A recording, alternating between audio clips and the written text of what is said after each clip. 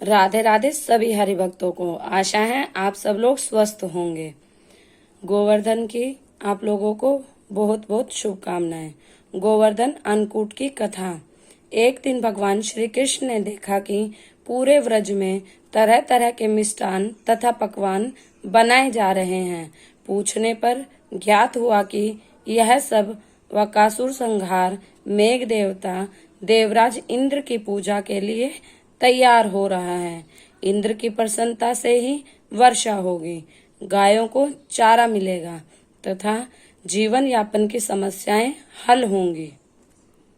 यह सुनकर भगवान श्री कृष्ण ने इंद्र की निंदा करते हुए कहा कि उस देवता की पूजा करनी चाहिए जो प्रत्यक्ष आकर पूजा सामग्री स्वीकार करे। गोपों ने यह वचन सुनकर कहा कि कोटि कोटि देवताओं के राजा की इस तरह से आपको निंदा नहीं करनी चाहिए। कृष्ण ने कहा, इंद्र में क्या शक्ति है जो पानी बरसाकर हमारी सहायता करेगा। उससे तो शक्तिशाली तथा सुंदर यह गोवर्धन पर्वत है जो वर्षा का मूल कारण है। इसकी हमें पूजा करनी चाहिए। भगवान श्री कृष्ण के वांगजाल में फंसकर सभी व्रजवासियों ने चारों ओर धूम मचा दी। तत्पश्चात नंद जी ने ग्वाल गोपनाओं सहित एक सभा में कृष्ण से पूछा कि इंद्र की पूजा से तो दुर्भिक्षण उत्पीड़ना समाप्त होगा, चौमासे से के सुंदर दिन आएंगे, मगर गोवर्धन पूजा से क्या लाभ होगा।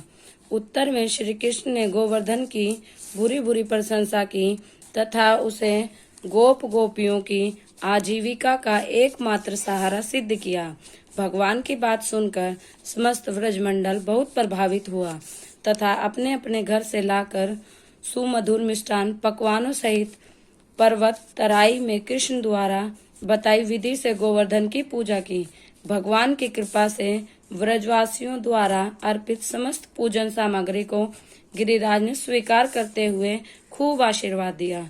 सभी जन अपना पूजन सफल समझकर प्रसन्न हो रहे थे। तभी नारद इंद्र महोत्सव देखने की इच्छा से व्रज आ गए। पूछने पर व्रज नागरिकों ने बताया कि श्री कृष्ण की आज्ञा से इस वर्ष इंद्र महोत्सव समाप्त कर दिया गया है। उसके स्थान पर गोवर्धन पूजा की जा रही है।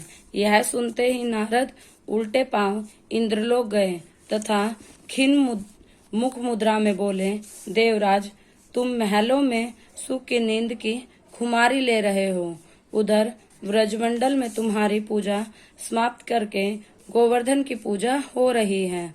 इसमें इंद्र ने अपनी मानहानि समझकर मेघों को आज्ञा दी कि वे गोकुल में जाकर प्रलयकालिक मूसलधार वर्षा से पूरे गांव तहस नहस कर दें। पर्वतकार प्रलयकारी बादल ब्रज की ओर उमड़ पड़े।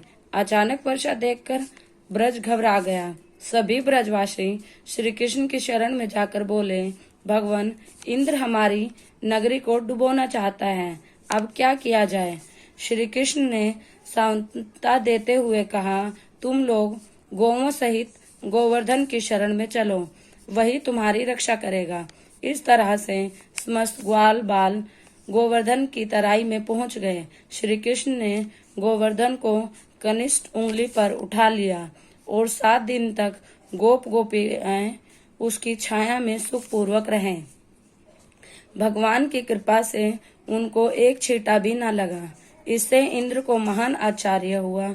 तब भगवान की महिमा को समझकर अपना गर्व जानकर वह स्वयं व्रज में गया और भगवान श्री कृष्ण को चरणों में गिरकर अपनी मूर्खता पर महान पश्चाताप किया। 7वें दिन भगवान ने गोवर्धन को नीचे रखकर इसी भांति प्रतिवर्ष गोवर्धन पूजा करके अन्नकूट उत्सव मनाने की आज्ञा दी। तभी से यह उत्सव अन्नकूट के नाम से मनाया जाता है। राधे राधे। अगर आपको मेरे द्वारा सुनाई गई कथा पसंद आई हो तो मेरे चैनल को लाइक करें।